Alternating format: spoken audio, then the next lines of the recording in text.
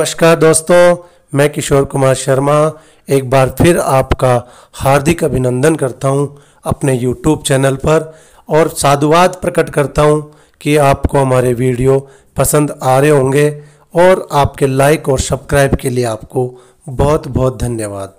आशा करता हूं हम जो वीडियो के माध्यम से आप तक सामग्री पहुंचाते हैं वो आपके लिए मददगार सिद्ध हो रही होगी। आज इसी संधि प्रकरण के अंतर्गत अग्रिम जो संधि है हल व्यंजन संधि का जो दूसरा भाग है षटुत्व हल व्यंजन संधि। आज हम षटुत्व हल व्यंजन संधि को इस वीडियो के माध्यम से समझाने जा रहे हैं। उम्मीद करता हूँ आपको समझ में आएगी और समझ में आने पर दोस्तों आगे ज़रूर शेयर करें और अपना जो भी व्यू हो, जो भी मार्गदर्शन हो, हमें मैसेज के माध्यम से प्रेषित जरूर करें। आप स्क्रीन पे देखिए प्रधान सूत्र दिखाई दे रहा है षटुत्व संधि का स्टूनास्टू। ये जो सूत्र है ये सूत्र ये कहता है दोस्तों कि सकार दंती से और तय वर्ग त थ द ध न इनके स्थान पर क्रमशः शकार मूर्धन्य से षटकोण और ट वर्ग के वर्ण ट ठ ड ढ ण ये क्रमशः विकार के रूप में दिखलाई देते हैं। इस संधि में ये जो सकार व टकार में से किसी के भी योग होने पर, सकार या टकार दोनों में से किसी का भी योग होने पर ये परिवर्तन संभव होता है। आप देख सकते हैं दोस्तों शकार व टकार मूर्धन्य श और टकार ट का जो योग होता है वो सकार दंती से और तकार तय वर्ग के किसी भी वर्ण के आगे या पीछे, पहले या बाद में देखने को मिल सकता है, परिवर्तन के रूप में उपस्थित हो सकता है। अर्थात जो स्टू यानी षटकोण और ट का जो परिवर्तन रूप है वो दंती से और तय वर्ण के आगे या पीछे कहीं भी देखने को मिल सकता है। और भी सरल तरीके से मैं आपको एक सारणी के माध्यम से इस बात को समझाता हूँ कि यदि से दंती से है तो वो षटकोण में बदल जाएगा, से षटकोण मूर्धन्य श में बदल जाएगा। यदि त है तो वो ट में बदल जाएगा, यदि थ है तो वो ठ में परिवर्तित हो जाएगा, द वर्ण है तो ड में बदल जाएगा, ध जो है वो ढ में बदल जाएगा और न जो है वो ण में बदल जाएगा। दोस्तों व्यंजन सदैव हलंत होते हैं, स्वरों का उनमें स्थान नहीं होता है, इसलिए वो सदैव आधे हलंत माने जाते हैं। इसलिए इस बात का विशेष ध्यान रखें और उदाहरणों को संयोग करते समय भी इस बात का विशेष ध्यान रखें। आगे हम इस बात को बड़े आसानी से समझ सकते हैं कि सकार और तकार से दंती से और तय वर्ग के वर्णों के स्थान पे क्रमशः से की जगह श मूर्धन्य श। आपने देखा षटुत्व संधि में से की जगह तालव्य श हुआ था, शंकर वाला श हुआ था। यहाँ जो श है वो षटकोण मूर्धन्य वाला श है। तो इस प्रकार आप और तय वर्ग की जगह ट वर्ग हो रहा है, इस बात को आपको ध्यान रखना है। उदाहरणों से देखते हैं हम। पहला उदाहरण देखिए दोस्तों, स्क्रीन पे आपको दिख रहा है रामस धन टीकते। रामस धन टीकते, तो रामस का जो स है वो षटुत्व प्रधानता के कारण जो षटकोण मूर्धन्य श में बदल जाएगा, रामस टीकते हो जाएगा। इसी प्रकार तत् धन टीका, तत् धन टीका तय ट में बदल गया तट्टिका। इसी प्रकार उद धन डयनम, द है तो ढ में बदल जाएगा, तीसरा वर्ण है तो तीसरे में, तो उड्डयनम तय थ द और उधर टे ठे ड उड्डयनम, तो पत धन टीका पट्टिका, तय टे में बदल गया, पट्टिका बन गया। इसी प्रकार कृष धन न है, कृष शय रहना है, कृष्ण है बन गया।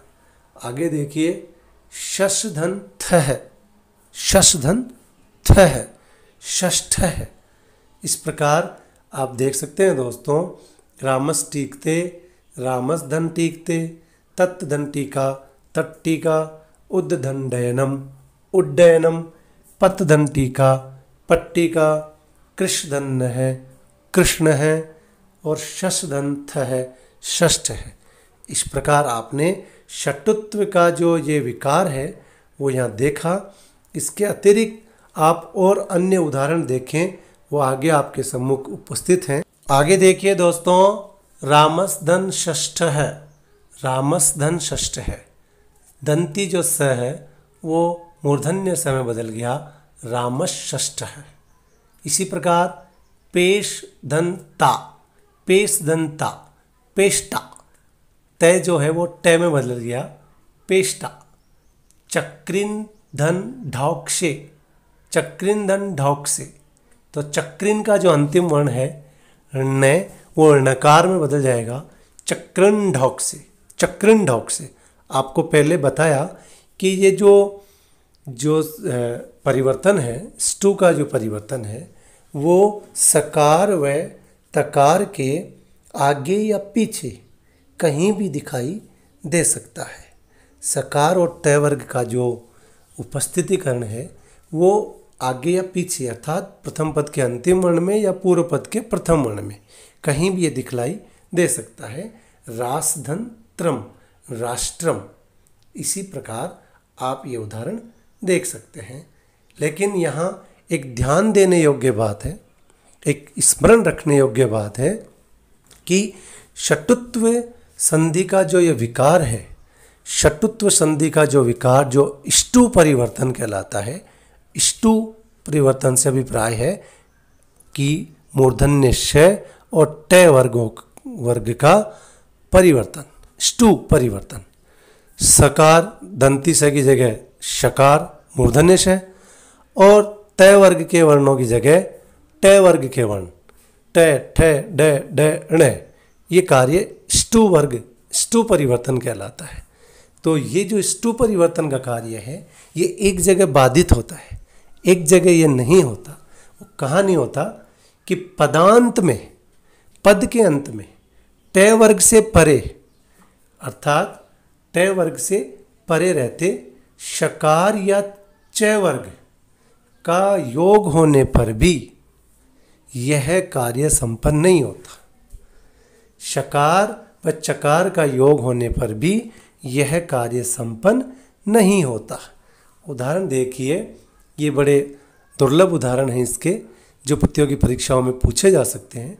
षट संतः, षट दते, षट संति।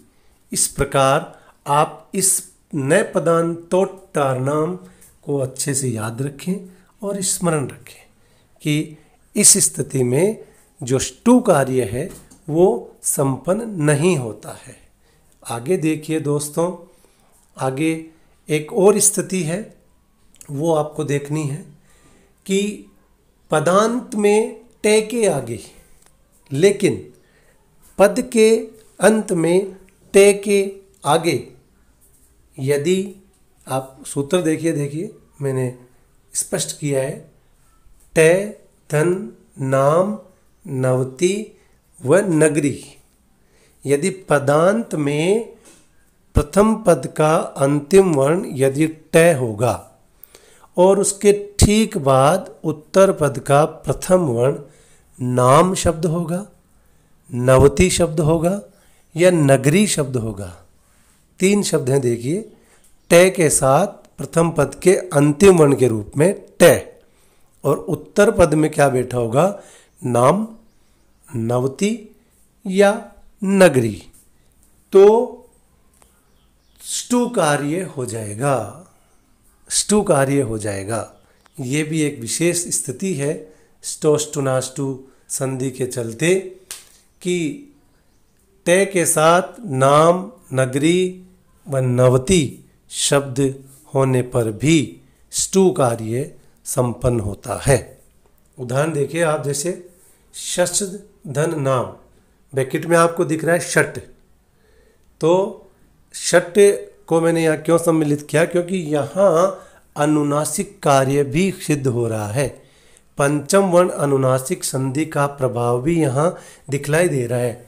जैसे शस्त्रधन नाम क्षण नाम, शस्त्रधन नवती क्षण नवती, तो जो क्षण नवती अनुनासिक संधि का जो प्रभाव है वह भी यहाँ दिखाई दे रहा है। इस प्रकार आपको इन स्थितियों को स्मरण रखना है, ध्यान रखते हुए प्रतियोगी परीक्षाओं में, बोर्ड परीक्षाओं में, अन्य परीक्षाओं में इनके उदाहरणों को चयन करना है। बहुत बहुत धन्यवाद। साधुवाद।